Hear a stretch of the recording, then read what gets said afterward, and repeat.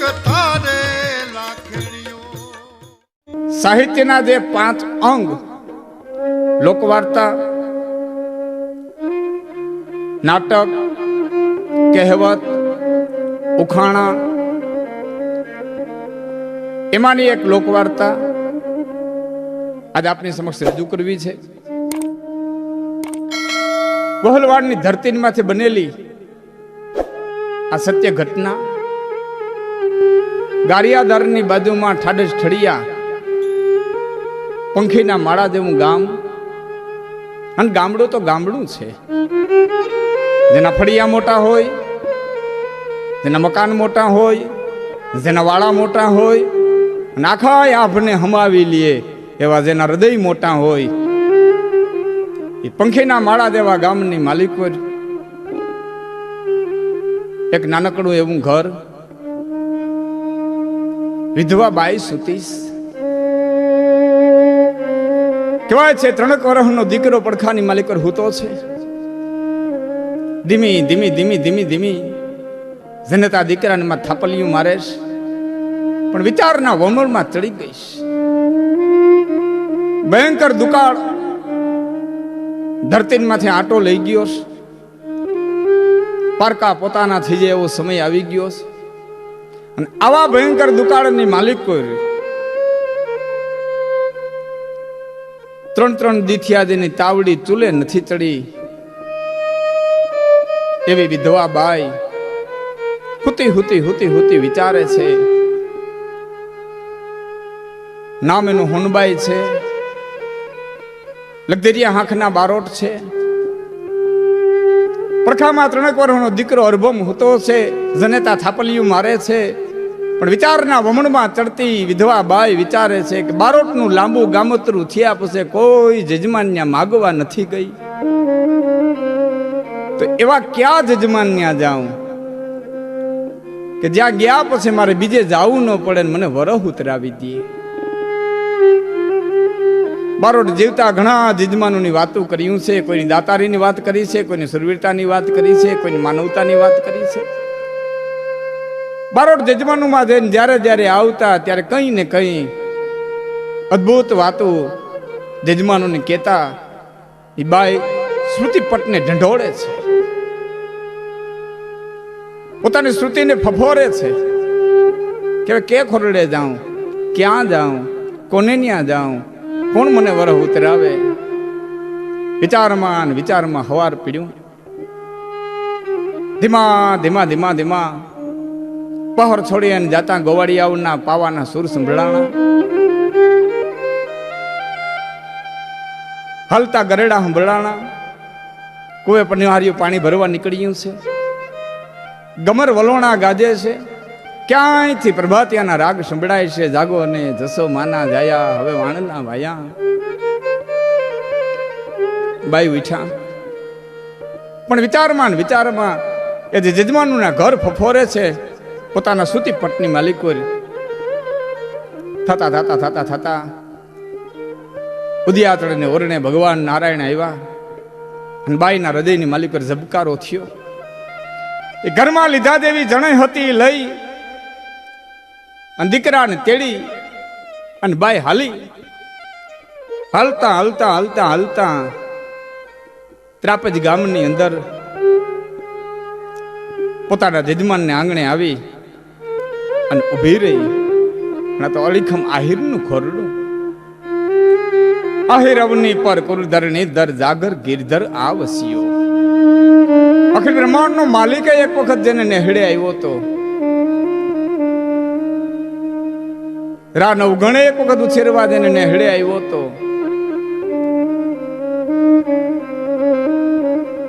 એવા અલીખમ આહિરને ખોરડે આવી અને બાઈ ઉભી રહી. પણ આ તો આહિરનું ઘર, શેષ કુળ. કવિઓએ તો ત્યાં સુધી કીધું છે કે ધર ધમણા પાંડર હિંગા અને જોકુળ આહિર નોય. ધર ધમણા પાંડર હિંગા અને જોકુળ આહિર નોય. તો મેયું માગણ અને મંડળી કે ના અધર ઉચાળા હોય. ધર ધમણા પાંડર હિંગા અને જોકુળ આહિર નોય. એટલું જ નહીં પણ દુનિયા જાકારા દીએ અને રાખે નહીં ઘરમાં રાણ. આખી દુનિયા તેને કહેતી હોય કે જવા દિયો, જવા દિયો, જવા દિયો, જવા દિયો, અહીંયા નહીં, અહીંયા નહીં, અહીંયા નહીં, અહીંયા નહીં. દુનિયા જાકારા દિયે અને રાખે નહીં ઘરમાં રાણ, એને માથાન હાટે મૂલવે, એ તો આહિરના ઈંધાણ કે દુનિયા જાકારા દિયે. અરે સામાન્ય માણસને નહીં પણ અખિલ બ્રહ્માંડનો માલિક જેથી કૃષ્ણ પરમાત્મા ધરતી માથે આવ્યું ને તેથી જગતે જાકારો દીધો હતો. એ વળીખમ આહિરને ખોરડે એ બારોટના બાઈ આવી અને ઉભા રહ્યા ને એટલું કીધું, આપા મેપા, ભાઈ મેપા. બારોટનું લાંબુ ગામતરું થયા પછી કોઈ દી કોઈ જજમાનને માગવા નથી ગઈ. મને માગતા આવડતું નથી, મારો દીકરો નાનો છે, ભયંકર કાળ ધરતી માથે આંટો લઈ ગયો છે. ભાઈ તારે આશરે આવીશું, એક વરસ દી નભાડી દે. અડીખમ આયરે મરક મરક મરક મરક દાંત કાઢીને કીધું, અરે ગાંડી બહેન, કાળિયા ઠાકરની ઘણી મહેરબાની છે. મારા વાલીડાએ હજારે હાથે છૂટે હાથે મને દીધું છે બાપ. આ તારું જ ઘર છે અને તું કોઈ જાતનો મનની અંદર અજંપો ન રાખ. તારું માનીને રે બાપ. લેવે જાદી વાતના ગાડા ભરે, ચિંતા ન કર. આયરાણી મળ્યા, આવકારો મળ્યો. મરતા માણસને જીવત દાન જડે ને જેટલો હરખ આવે એટલો બાઈ હોનબાઈ ના હયાની માલિક હરખ આવ્યો. માણસને જીવત દાન જડે ને જેટલો હરખ આવે એટલો બાઈ હોનબાઈ ના હયાની માલિક હરખ આવ્યો. ધીમા ધીમા ધીમા ધીમા ધીમા દિવસો પસાર થાય છે. ભયંકર કાળ આંટો લઈ ગયો તો એમાં દિવસો કપાતા જાય. એ થતા થતા થતા થતા દન ગણનતા માસ ગયા અને વરહે ને આતરિયા. એક દિન, બે દિન, 4 દિન થતા થતા થતા થતા અઠવાડિયા ને અઠવાડિયા વીતતા, પખવાડિયા ને પખવાડિયા થતા, મહિના અને મહિના વીતતા, ઋતુ પછી ઋતુ, ઋતુ પછી ઋતુ. એ ગઠણિયા ખાઈ નીકળી ગઈ. માણસના જીવમાં જીવ આવી ગયા કે આવ્યો, આહાડ આવ્યો, આહાડ આવ્યો, જીવી ગયા, નભી ગયા, જીવાય નભી ગઈ, માલઢોર નભી ગયા. અને ઓતરખંડની માલિકોથી ધીમે ધીમે ધીમે ધીમે ધીમે વાદળીયું ચડી. એ ગાયની ખરી જેવી વાદળી ધીમે ધીમે થતા થતા થતા થતા ઇન્દ્ર મહારાજના ઘરના કાળા કાળા હાથીઓ લાંબી હોંઠું કરી નાકાશની માલિક પર ઘુમરા લેતા હોય. ઉત્તર દક્ષિણના દિશાની માલિક પર ઉભી અને રામ અને લક્ષ્મણ જેમ ગેડી જડે રમતા હોય. ત્યાંથી ગેડી મારે હળુડ કરતો દડો દક્ષિણ દિશાની માલિક પર ભટકાય. એમ આહડ મીડો ગાજવા ગરજે મોર ઝીંગોરિયા, મહલ થડુકા માઢ અવરખારી રત રણુવા. આજે આવ્યો ને ઘઘુંબી આહાડ ગરજે મોર ઝીંગોરિયા. ગળાના ત્રણ કટકા કરી અને મોરલા આવકાર મંડી ક્યાં દેવા. માણસના હૈયા હરખા, પશુ પંખી જીવ જંતુ તમામના હૈયાની માલિકો એક આનંદનો મહાસાગર ઉમટી પડ્યો. એવો આહાડ મંડાણો. ધીમા ધીમા ધીમા ધીમા ધીમી મોલાઈ તો લહેરાવા મંડી. બરોબર દિવાળીનો સમય આવ્યો, દોઢિયું મોલાય તો પાક્યું ભાઈ. અખિલ બ્રહ્માંડના માલિકે જાણે 2 વર્ષનું 3 વર્ષનું ભેડું દીધું હોય એમ મોલાય તો પાક્યું. એટલે એક દી સમય જોઈ અને બાઈ હોનબાઈએ અડીખમ આયર મેપા મોભને એટલું કીધું, આપા મેપા બાપ, અમે વરહ ઉતરી ગયા, નભી ગયા, તારા આશરે અમે જીવી ગયા. હા બેન, બીજું ખાઈ ભાઈ રજા દે તો હવે હું મારે ઘીરે જાઉં, હવે ઘીરે જાઉં. અડીખમ આહિરે એટલું કીધું, બેન દુકાળ જેવો દુકાળ ભેડા બેહી અને કાઢી નાખો તો હું તો મારા વાલીડાએ દોઢિયું મોલાઈ તો દીધી હું છે, દોઢી ઉપજ આવી છે. અને બેન દીકરો નાનો છે, એકાદું વર્ષ રોકાઈ જા. રજા નો દીધી, એ વર્ષ રોકાણા. બીજે વર્ષ રજા માગી, નો દીધી. ત્રીજે વર્ષ રજા માગી, ભાઈ હવે રજા દે. હું ઘેરે જાઉં? મિત્રો, 1 વર્ષ નહીં, 2 વર્ષ નહીં, 3 વર્ષ નહીં, પણ થાતા થાતા થાતા થાતા થાતા 12 વર્ષના વાણા વાઈ ગયા. 12 ચોમાહા ગરથોલિયા ખાઈ નીકળી ગયા. ત્યારે એક દિવસ સાપા મેપાની પાસે જઈ અને ભાઈ હોનભાઈ એટલું કીધું, ભાઈ મારો દીકરો હવે 15 વર્ષની ઉંમરે આવીને ઉભો રહ્યો છે. 3 વર્ષના દીકરા અરભમને તેડીને આવી હતી. ભાઈ આજ મારો દીકરો 15 વર્ષનો જુવાન જોધ થયો છે, ખંભે ચોપડા ઉપાડીને આયરુને ઘેર માગવા જાય એવડો થઈ ગયો છે. હવે રજા દે, હવે હું ઘેરે જાઉં. બેન, હવે હું તને ના નહીં પાડું, ખુશીથી જાજે. તારો દીકરો જુવાન થયો. હું બહુ હરખમાં આવ્યો છું બેન, મારા હૈયામાં હરખ માતો નથી. તારા અરભમને જોઉં ને તો મારી આંગળીઓને કહું તૂટે છે.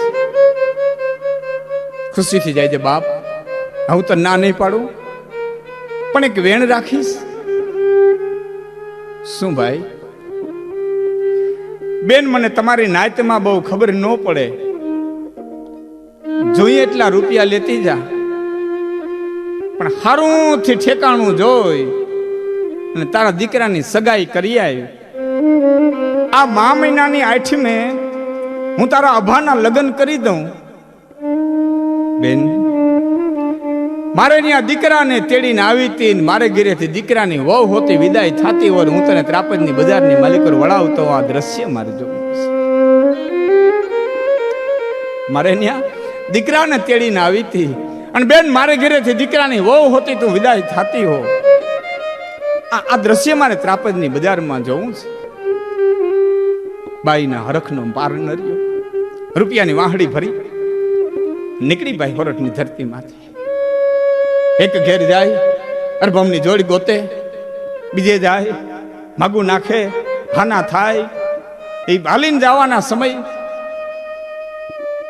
ફરતા ફરતા ફરતા ફરતા કાઠીના જેતપુર આવી. પરોટના ઘણા ઘર, એમાં એક જગ્યાએ અરબમની જોડી દેખી.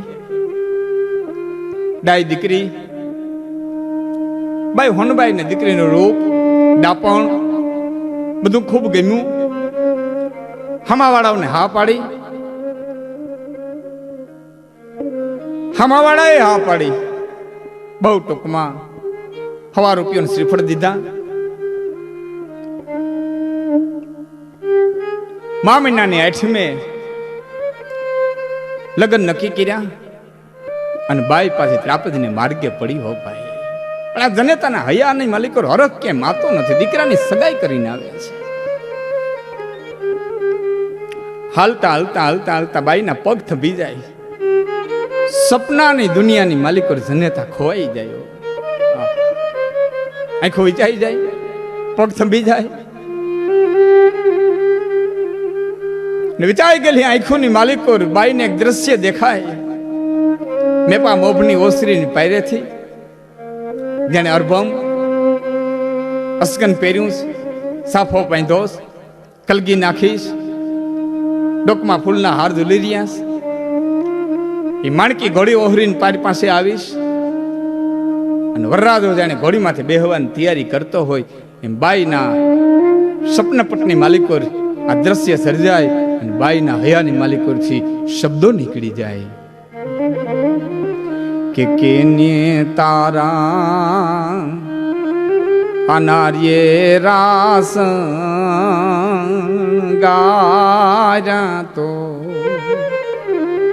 કેને તારો પહભર્યો રે, કેને તારા નાર્યે રાસ ગાયા તો કેને તારો પહભર્યો રે.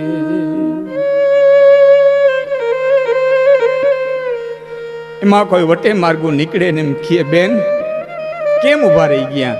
એટલે મરકી દાંત કાઢી અને પાછી હાલતી થઈ જાય.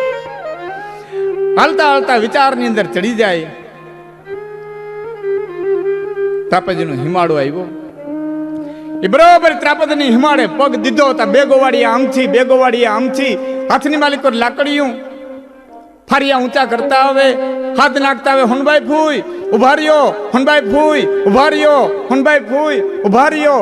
એ ચાર ગોવાળિયા પાસે આવ્યા એટલે બાઈ હોનબાઈ એટલું કીધું, છોકરાઓ કેમ હાથ નાખતા નાખતા આવો છો? પાસે આવ્યા એટલે બાઈ હોનબાઈ એટલું કીધું, છોકરાઓ કેમ હાથ નાખતા નાખતા આવો છો? ફૂઈ તમને કઈ ખબર નથી? અરે છોકરા, હું મારા દીકરાની હગાઈ કરીને આવીશ. ફૂઈ તમને કાંઈ ખબર નથી? છોકરાઓ, મા મહિનાની 8મી મારા અભાના લગ્ન છે. તમે બધા જાણ્યા થાઓ કે ફૂઈ તમને કાંઈ ખબર નથી કે છોકરાઓ વાતમાં મોણ ન નાખો. જે હોય કયો. આજ મારા છોકરા બેહું લઈને કેમ નથી દેખાતા? આજ મારો અભો બેહું લઈને કેમ નો ગયો છે? આ તમે બધા છો, મારો અભો ક્યાં છે? અને ત્રાપજના હિમાળે ગોવાળી આવે એટલું કીધું, ફૂઈ તારા દીકરાને સરપડંસ થયો તો ને એને દેન દેવાઈ ગઈ. આ 3જો દિવસ. મિત્રો, વાત મારે કરવી હેલી, તમારે સાંભળવી હેલી. પણ જે બાઈએ દીકરાની માથે રંડાપો ગાર્યો હોય છે, એના મોતના સમાચાર ત્રાપજની હિમાળે મળ્યા હશે. જનતાની વેદના તો કા મન જાણે આપણું, અને કા જાણે કીર્તારી. બાઈનું હૃદય જાણતું હશે ને એક અખિલ બ્રહ્માંડનો માલિક જાણતો હશે. એ વેદના ઘૂંટાય ઘૂંટાય ઘૂંટાય અને હોઠ માથે આવી, મોઢાની માથે ઓઢણાનો છેડો મૂકો. અને બાઈએ એટલું કીધું, હે અભા, હે અરબમ. હૃદયની વેદના હોઠ ઉપર જેથી શબ્દો બની અને છૂટી તેથી ત્રાપજના ઝાડમાં રોતા હતા. અને બાઈના હૈયામાંથી શબ્દો છૂટી ગયા. અભા, કઈ મન હતું મારો અભો,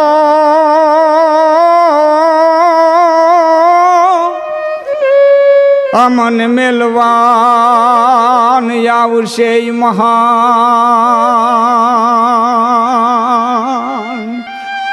પણ લીધા તે લખ ધીર કા, હમ કરો ઘળોન કા.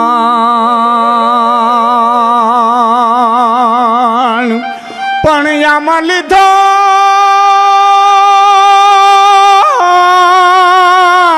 તે લખ ધીર કા,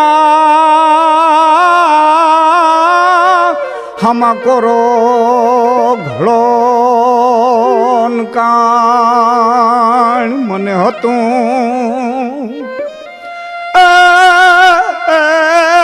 મારો અભો મારી વાની ઠાર છે વીર.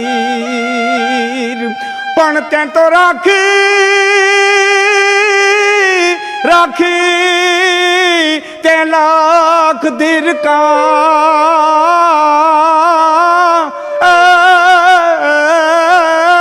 મારી ધગતી વાની ધી. આઈ મેપા આપાને કોઈ કીધું, બાઈ હોનબાઈ આવે છે. અડીખમાય રોશની પારે ઢગલો થઈ ગયો. જે મીણીની પૂતળી ભાંગી પડે એમ ભાંગી ગયો. ને આકાશમાં જોઈને એટલું કીધું, દ્વારકાધીશ. આગળી બાઈ આવીને કહેશે કે મારો અભો ક્યાં? તો કેમ કહી કે મારે તારા દીકરાને ચોરીએ ચડાવવો હતો, એને બદલે હું તારા દીકરાને ચિતાઈએ ચડાવી. અને એમાં ફળિયામાં બાઈનો ઘા થયો.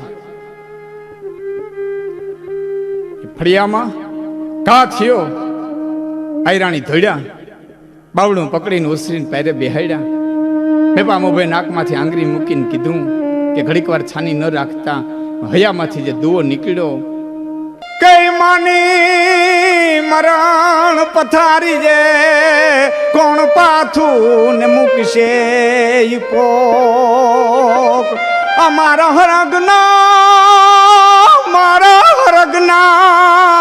તળાઈ હોક. આજ દરવાજા દેવાઈ ગયા. મેં પા મોભે આકાશમાં જોઈને એટલું કીધું, દ્વારકાધીશ અમારા માગણ છે. આનું એક એક આંસુડાનું ટીપું મારી ઓસરીમાં પડે ને માંથી પેઢી ઉપાડી દે. કાંઈક એવો ઉપાય કે હું બાઈના આહુડા લોહી શકું. અને દ્વારકાધીશ હુકમ કરતો હોય એમ 7 દીકરા ફળિયાની માલિકર ઊભા હતા. સૌથી નાનો દીકરો એ બાવડું પકડી અને બાઈ હોનબાઈના ખોળાની માલિકર બેહાડીને કીધું, બસ કરી બેન, આ તારો અભો. અને બાઈ હોનબાઈ એટલું કીધું, ભાઈ બનવાનું હતું એ બની ગયું, મારે તારા દીકરાને માગણ નથી કરવો. કે બેન વાત સાચી, પણ મારા દીકરાના નસીબમાં બનવાનું હતું એ બની ગયું. એ આજથી મારો નહીં, આથી તારો દીકરો છે. અને મિત્રો, બાઈ જ્યાં સગાઈ કરી આવ્યા હતા ત્યાં આ અભમની જે હગાઈ કરી હતી ત્યાં દાનમાં દીધેલા દીકરાને પરણાવ્યો હતો. અને એની જે પેઢી હાલી, પ્રખર વાર્તાકાર, લોક વાર્તાકાર જેઠસુર દેવ એ બાવડું પકડીને દાનની માલિકો જે દીકરો દીધો ને એના સીધા વંશજ છે. આ જગતના પટમાં છે જેને બાવડા પકડીને દીકરાઓના દાન દીધા છે. એટલું તેને માગણના વંશ રાખી દીધા. એટલે કવિએ કીધું કે દેવાય તે પુત્ર દિયો, ગઢ રાખણ ગિરનાર, પણ વંશ રાખ્યો વણાર. તે તો માગણ વાળો મેપડા. તો દેવાય તે પુત્ર દિયો અને ગઢ રાખણ ગિરનાર, પણ વંશ રાખ્યો વણાર. તે તો માગણ વાળો મેપડા. એટલે કવિઓ કે છે,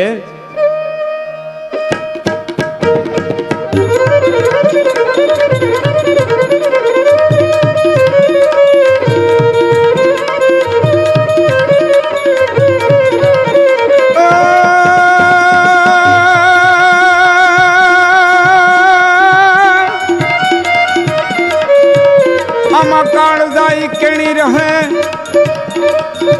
અન રહે ભલાની વાત. કાળજાઈ કેણી રહે અન રહે ભલાની વાત. સમંદર લંઘી સાત, ये तो मोर रे हाले में पड़ा.